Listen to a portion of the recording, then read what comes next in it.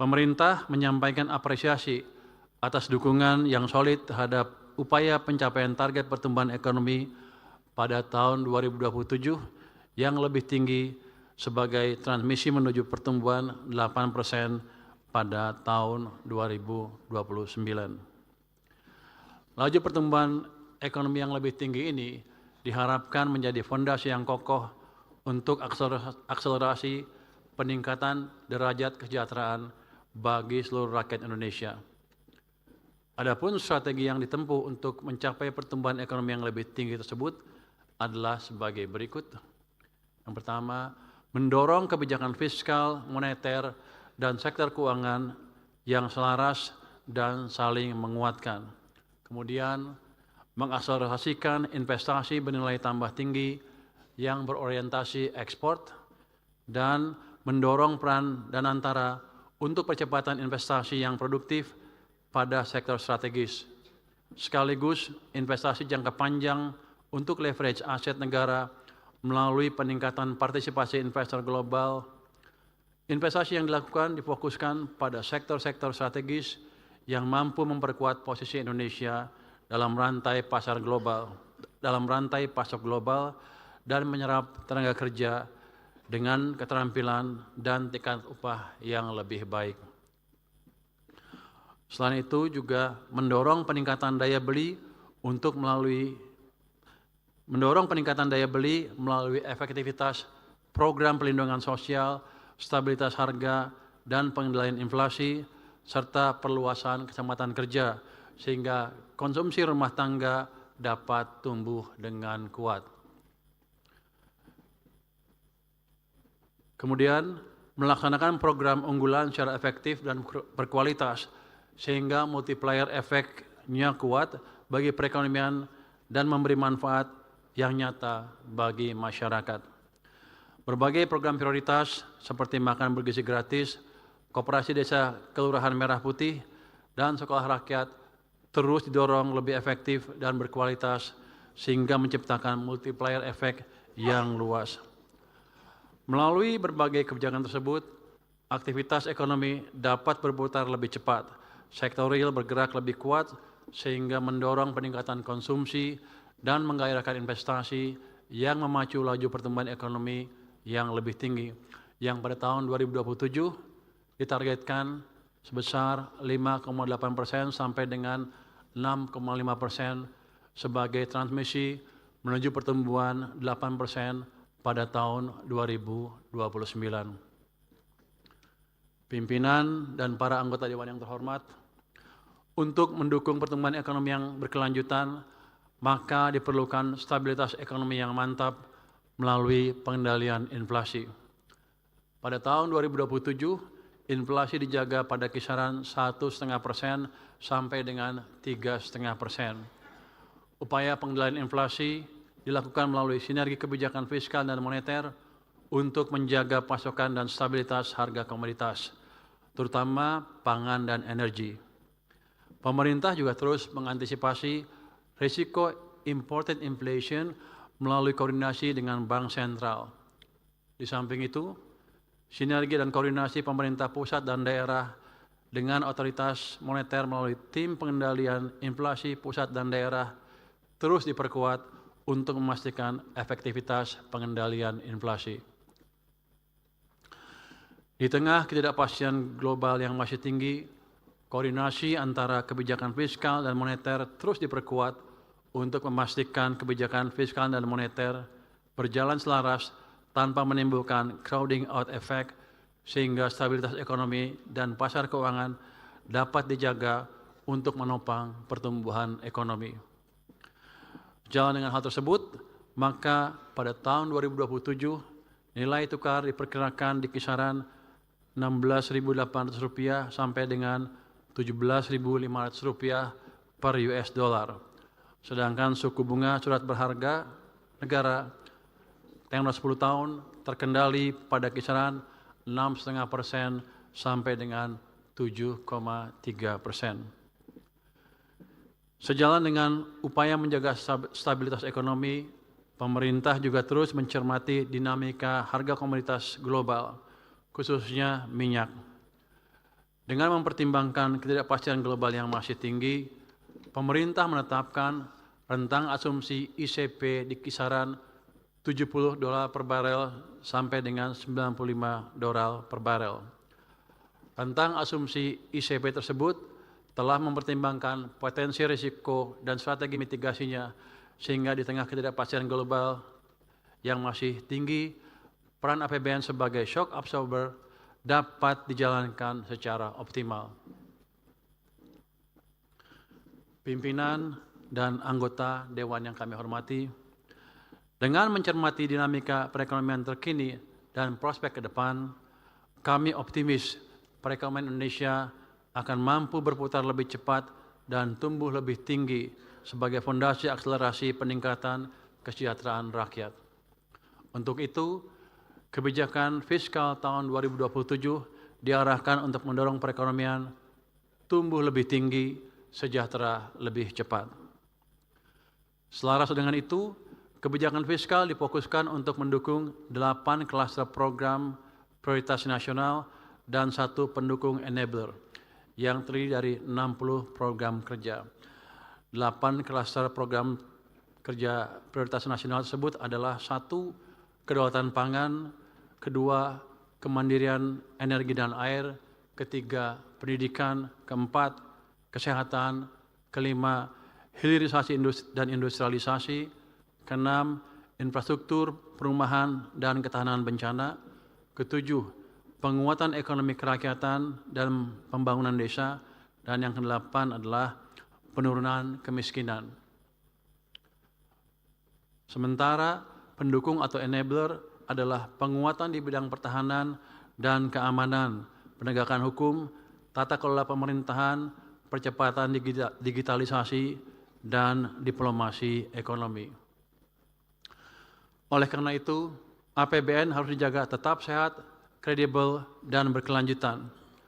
Pemerintah terus mendorong optimalisasi pendapatan negara, penguatan kualitas belanja, dan pengembangan skema pembiayaan yang inovatif guna mendorong kinerja perekonomian sekaligus memastikan pemerataan hasil pembangunan. Sejalan dengan hal tersebut, postur makrofiskal tahun 2027 didesain secara kolaboratif, terarah, dan terukur dengan defisit 1,8% sampai dengan 2,4% PDB, yang ditumpang pendapatan negara sebesar 11,82% sampai dengan 12,40% PDB untuk pendukung belanja negara sebesar 13,62% hingga 14,80% PDB. Pimpinan dan anggota Dewan yang kami hormati, pemerintah mengapresiasi pandangan seluruh fraksi DPR RI agar pemerintah terus mendorong upaya optimalisasi pendapatan negara, baik melalui perluasan basis penerimaan maupun pengelolaan sumber daya alam yang lebih baik. Sejalan dengan hal tersebut, pemerintah berkomitmen untuk terus melakukan optimalisasi pendapatan negara dengan tetap menjaga keberlanjutan iklim investasi dan pelestarian lingkungan. Komitmen ini diwujudkan melalui penguatan sistem perpajakan yang adaptif terhadap perubahan struktur ekonomi. Sementara itu, peningkatan kepatuhan wajib pajak dilakukan dengan memanfaatkan teknologi dan analisis big data guna memperkuat efektivitas pengawasan, memperluas basis perpajakan, dan mengoptimalkan potensi penerimaan negara secara berkesinambungan.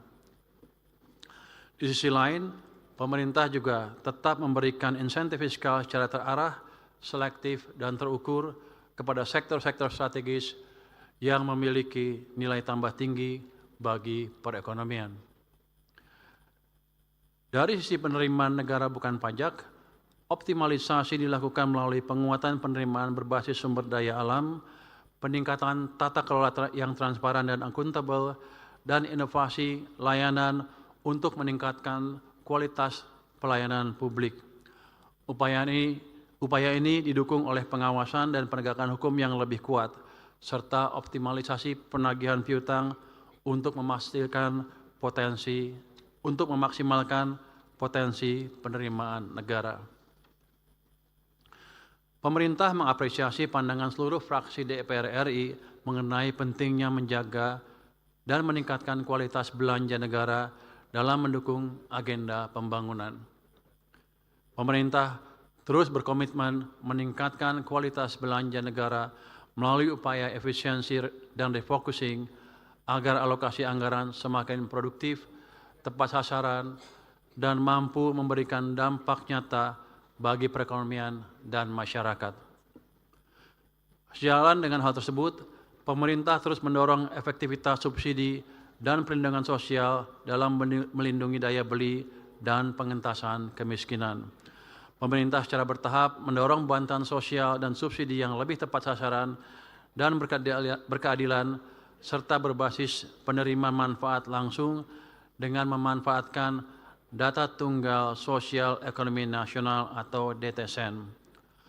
Program-program perlindungan sosial berbasis pemberdayaan juga terus didorong dan diperkuat. Di sisi lain, sinergi antar program Perlinsos dan berbagai kementerian dan lembaga terus diperkuat agar intervensi yang dilakukan semakin terpadu, saling melengkapi, dan mampu memberikan dampak yang lebih signifikan dalam meningkatkan kesejahteraan masyarakat. Di samping itu, pemerintah berkomitmen meningkatkan aktivitas belanja pusat dan daerah melalui penguatan sinergi dan harmonisasi belanja pusat dan daerah. Langkah ini diarahkan agar belanja daerah semakin optimal dalam meningkatkan kualitas layanan publik dan pembangunan di daerah, serta mendukung pencapaian program prioritas nasional.